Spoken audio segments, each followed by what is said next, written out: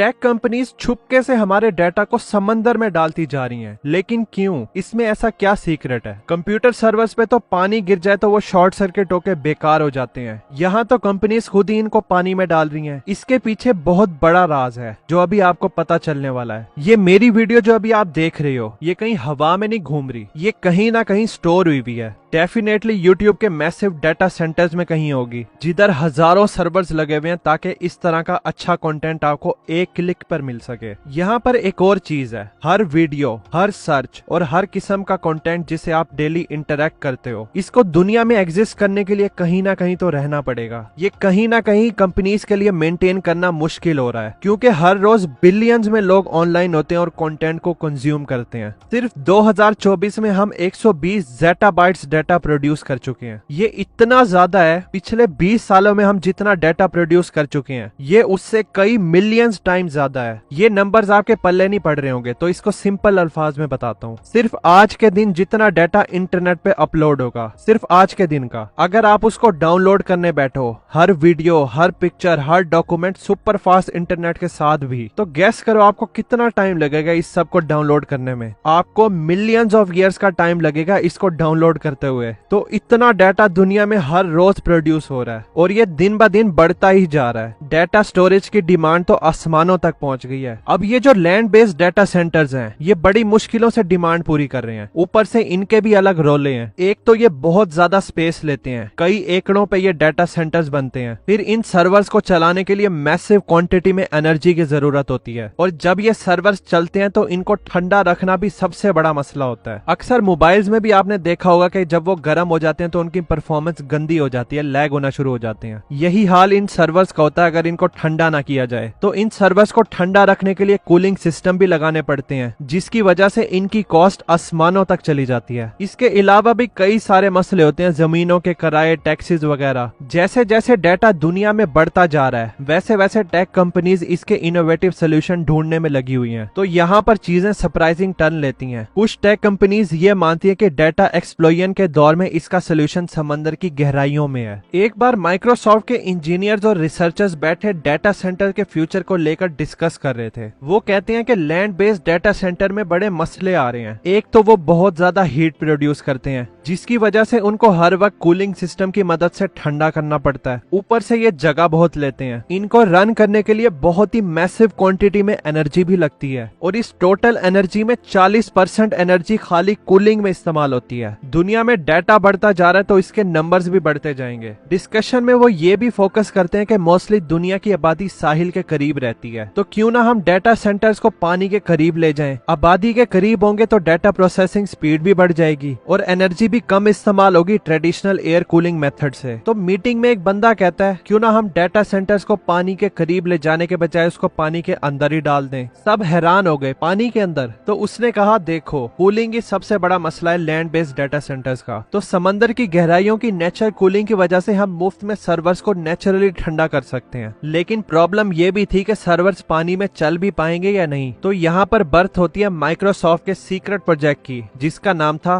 Project नेटिक। Project नेटिक Microsoft का बहुत ही bold attempt है, जिसमें डाटा सेंटर ही समंदर की गहराइयों में होगा। इस प्रोजेक्ट का मैं स्ट्रक्चर समझा देता हूँ कि ये काम कैसे करेगा। सबसे पहले तो ये sealed pressure resistant cylinder capsule होगा, जिसके अंदर रैक्स में सर्वर्स को डालेंगे। इसके अंदर सेंसर्स लगे होंगे ह्यूमिडिटी, प्रेशर और पावर कंजम्पशन की रीडिंग के लिए। फिर इसको समंदर के अंदर डालेंगे। इसको पावर सप्लाई से कनेक्ट किया जाएगा, जो 100% रिन्यूएबल एनर्जी होगी, जिसमें सोलर एनर्जी यूज करेंगे, विंड एनर्जी यूज करेंगे और टाइडल एनर्जी यूज करेंगे। उस लोकेशन से अंडर वाटर पावर केबल से इसको कनेक्ट करेंगे, और साथ ही यहाँ से साइल तक डाटा ट्रांसफर के लिए केबल कनेक्ट की जाएंगी अंडर वाटर। 2015 में प्रोजेक्ट नेटिक की अर्ली प्रोटोटाइप डेवलपमेंट होती है। माइक्रोसॉफ्ट कैलिफोर्निया के साहिल से दूर अंडर वाटर डाटा सेंटर्स को समंदर के अंदर डिप्लॉय करते हैं। इस कैप्सूल का नाम था लियोना फिलपिट। ओला वीडियो गेम सीरीज थी, उसमें एक कैरेक्टर का नाम था, उसके नाम पर इस कैप्सूल का नाम रखा गया था। इस प्रोजेक्ट की प्रैक्टिकल फिजिबिलिटी देखने के लिए ये लोग इसको 105 दिन तक समंदर की गहराइयों में रखते हैं। ये सिंगल सिलेंडर था जिसमें थोड़े से सर्वर्स रखे थे। इस प्राइमरी फेज में इन्होंने ये देखना था कि under water data centre durable हैं भी, और साथ ही इसकी परफॉर्मेंस भी चेक कर सकें रियल वर्ल्ड कंडीशंस के साथ। 105 दिन बाद इसको बाहर निकालते हैं। ये प्रोटोटाइप बड़े ही एफिशिएंट तरीके से काम करती है, और इससे ये ये भी पता चलता है कि अंडर वाटर डाटा सेंटर्स को अच्छे से प्रेशराइज कैप्सूल में सील रखें तो इसको काफी लंबे अरसे तक बगैर मेंटेनेंस के इस्तेमाल किया जा सकता है। समंदर का पानी भी सारी हीट अब्सॉर्ब कर लेता है जो ये सर्वर प्रोड्यूस करते हैं। इस फेज की कामयाबी के बाद ये लोग इसको मजीद टेस्टिंग और बड़े स्केल पर लगा सकते थे, तो माइक्रोसॉफ्ट 2018 में इसका फेज 2 लॉन्च कर देता है। इस फेज में ये लोग बड़े और एडवांस डाटा सेंटर को स्कॉटलैंड के ऑस्किनी आइलैंड के साहिल से दूर समंदर की गहराइयों में डिप्लॉय करते हैं। ये एक 40 फीट लंबा सिलेंडर था और इसके अंदर 12 रैक्स थे जिसमें 864 सर्वर्स रखे थे। इस कैप्सूल से ऑक्सीजन निकालकर नाइट्रोजन से इसको फिल करते हैं ताकि अंदर सर्वर्स कम से कम डैमेज हो। ये लोग इस सिलेंडर को 117 फीट की गहराई में समंदर के अंदर रखते हैं। इस ऑस्किनी आइलैंड को इसके रिन्यूएबल एनर्जी इंफ्रास्ट्रक्चर की वजह से चुना जाता है ताकि ये प्रोजेक्ट माइक्रोसॉफ्ट के सस्टेनेबल गोल्स के साथ अलाइन रहे। ये लोग इस सिलेंडर को 2 साल के लिए पानी में छोड़ देते हैं, फिर 2020 में इसको एनालिसिस के लिए बाहर निकाला जाता है। पहले तो ये इस लंबे सिलेंडर की साफ सफाई करते हैं क्योंकि समंदर की गहराइयों में काफी चीजें जम गई थी इस पे। फिर इसका एनालिसिस करते हैं तो माइक्रोसॉफ्ट को ये पता चलता है कि इसका फेलियर रेट सिर्फ 1/8 है लैंड डाटा सेंटर्स के मुकाबले में। यानी जहाँ पे लैंड डाटा सेंटर्स में 8 सर्वर फेल होते हैं वहाँ पे अंडर वाटर डाटा सेंटर में सिर्फ 1 सर्वर फेल होता है। ये जबरदस्त रिजल्ट इस अंडर वाटर डाटा सेंटर के पोटेंशियल को दिखाता है। ठीक है, ये अंडर वाटर डाटा सेंटर बहुत ही एफिशिएंट है और मुफ्त में कूलिंग भी प्रोवाइड करता है जिधर सरफेस पे 40% कॉस्ट आती है इसको सिर्फ ठंडा रखने के लिए। लेकिन इस अंडर वाटर डाटा सेंटर्स के काफी सारे चैलेंजेस भी हैं। सबसे पहला चैलेंज जो फेस करना पड़ता है वो है मेंटेनेंस और रिपेयर। अगर इस डाटा सेंटर में कोई ऐसा इशू आ जाए जिसकी वजह से इसको सरफेस पर लाकर रिपेयर करना पड़े तो ये बहुत ही ज्यादा महंगा और टाइम कंज्यूमिंग होगा। इसके अलावा कुछ इन्वायरमेंटल कंसर्न्स भी हैं। बेशक इसके इन्वायरमेंटल बेनिफिट्स भी हैं एनर्जी को लेकर, लेकिन लंबे अरसे तक in large scale data centres को पानी में रखकर काफी सारे इन्वायरमेंटल कंसर्न्स देखने को मिल सकते हैं। लेकिन माइक्रोसॉफ्ट रिसर्च कर रहा है कि इससे मैरीन लाइफ को कम से कम ही मसला हो। और तीसरा है स्केलेबिलिटी। अगर अंडर वाटर डाटा सेंटर को स्केल करना है तो लॉजिस्टिक्स सबसे बड़ा मसला है। मतलब दूसरे मुल्कों तक सामान पहुंचाने का प्रोसेस, फिर कई सूटेबल अंडर वाटर लोकेशंस को दुनिया भर में ढूंढना पड़ेगा। अगर वो मिल भी जाती हैं तो फिर उन मुल्कों के गवर्नमेंट के साथ कोऑर्डिनेशन किस तरह होगी, वो डील किस तरह करेंगे, इस तरह के मसले हैं। एक सस्टेनेबल और एफिशिएंट डाटा सेंटर इंफ्रास्ट्रक्चर के हंट में प्रोजेक्ट नेटिक बहुत ही बोल्ड स्टेप है। In under water data centre की पॉसिबिलिटी को एक्सप्लोर करते हुए माइक्रोसॉफ्ट न सिर्फ ट्रेडिशनल डाटा सेंटर्स के चैलेंजेस को डील कर रहा है बल्कि ये लोग तो कई नई टेक इनोवेशंस के लिए रास्ता भी खोल रहे हैं। हो सकता है हमें इन फ्यूचर प्रोजेक्ट नेटिक की मदद से मजीद लार्ज स्केल डिप्लॉयमेंट देखने को मिले। ये प्रोजेक्ट तो माइक्रोसॉफ्ट की तरफ से बड़ा एम्बिशियस प्रोजेक्ट था, लेकिन लॉस वेगस का सबसे एम्बिशियस प्रोजेक्ट है ये स्फीयर बिल्डिंग।